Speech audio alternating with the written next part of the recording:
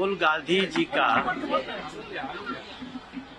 इस समय थोड़ा इलाज की जरूरत है। उनका मेंटल हेल्थ चेकअप होना चाहिए। सबसे जो चिंता की बात है कि आप दुनिया भर का जात जानना चाहते हैं और अपना जाति नहीं बताना चाहते हैं, ऐसा क्यों? वो उनसे जब पूछा गया कि आपकी जाति क्या है, तो उन्होंने कहा कि इन्होंने मुझे गाली दिया। अगर राहुल गांधी जी से जात पूछा जाए तो उनको लगता है कि गाली दिया गया है, तो फिर दूसरे की जात पूछते हैं तो वो भी तो गाली हुई। तो वो सबको गाली देना चाहते हैं और अपने को उससे बचाना चाहते हैं। तो मैं समझता हूँ ऐसे व्यक्ति का मेंटल हेल्थ चेकअप होना चाहिए। ये देश अपनी प्रतिभाओं से जिसको जो आगे बढ़ना होता है बढ़ता है, और इस देश के हर बच्चे में प्रतिभा है।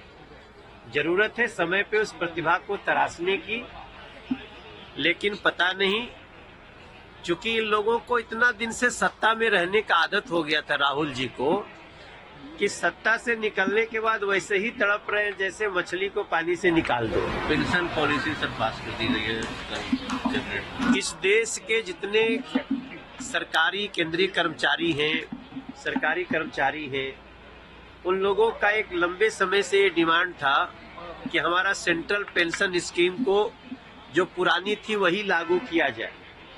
और आप सबको जानते हुए बड़ी खुशी की बात है कि 2 दिन पहले सेंट्रल पेंशन स्कीम को नरेंद्र मोदी जी की सरकार, उन्होंने इसको मंजूरी दे दी है। अभी हम और ललन सिंह जी साथ में ही आए फ्लाइट से, वो भी बहुत प्रसन्नता व्यक्त कर रहे थे।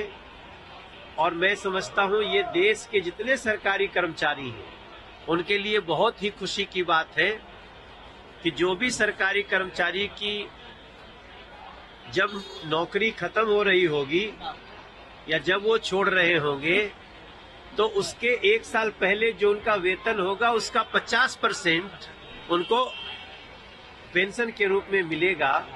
और ये मुझे लगता है देश के लगभग 10 करोड़ लोगों के लिए, 10 करोड़ परिवारों के लिए एक बहुत बड़ा समाचार है। नरेंद्र मोदी जी को धन्यवाद। राहुल इंजन की सरकार है, उसके बावजूद भी बिहार में विकास नहीं हुआ है। सभी मामलों में बिहार पिछड़ रहा है। महंगाई और भी कई सारे मामलों को उठा रहे हैं। देखिए, वो तो खुद भी रहे।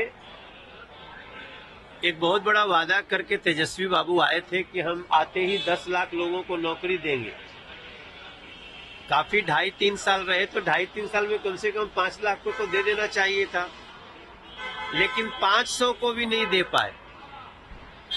तो तेजस्वी बाबू को मैं इतने कहना चाहूंगा, देखिए, हम ये नहीं कह रहे हैं कि बिहार के हर एस्पिरेशन को हमने पूरा कर दिया है, लेकिन बिहार बहुत तेजी से विकसित राह पे चल रहा है। और बिहार को इस बजट में 26,000 करोड़ रुपया दिया गया है।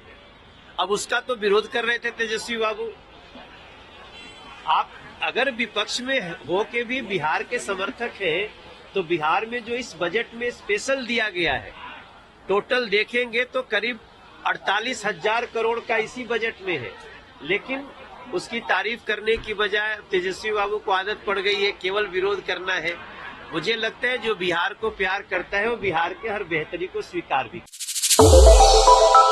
श्रेष्ठ भारत पर खबरों से जुड़े रहने के लिए चैनल को सब्सक्राइब और लाइक करें, बेल आइकन दबाएं और देखते रहें श्रेष्ठ भारत।